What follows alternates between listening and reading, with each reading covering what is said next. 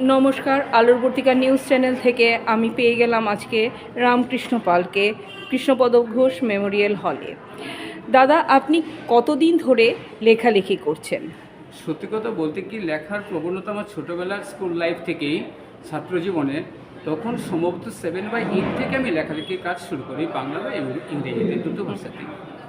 আচ্ছা, তো আমরা দেখতে পারি আপনার সেই পাণ্ডুলিপিটা একটু যদি দর্শকদেরকে দেখান।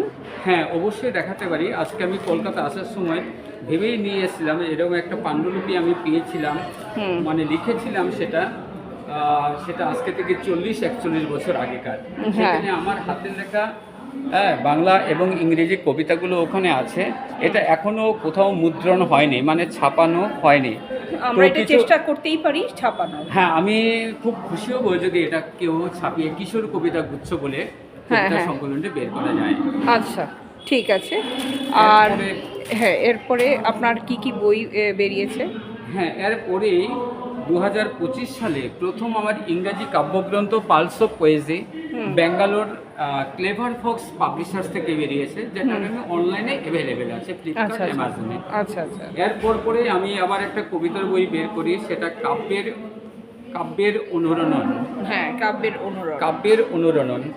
আজকে আমি একটা কবিতা, আজকে একটা কবিতার বই বেরিয়েছে, একক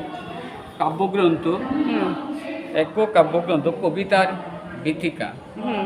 এরকম আমার আর একটা কাব্যগ্রন্থ বেরিয়েছে অলরেডি, সেটা আমি এই মুহূর্তে আনিনি। যাই হোক, সেটা পরবর্তীকালে যখন হবে আমি সেটা বলে দেব।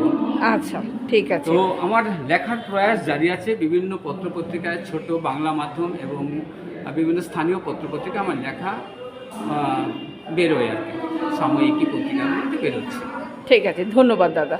আমরা পরে আবার আপনার সঙ্গে যোগাযোগ করে নেব এবং আমরা অভিযান বুক ক্যাফেতে আমরা বসবো এবং 1 ঘন্টার একটা আলোচনা সভা করব আপনার সঙ্গে। থ্যাংক ইউ, অশেষ ধন্যবাদ। ধন্যবাদ।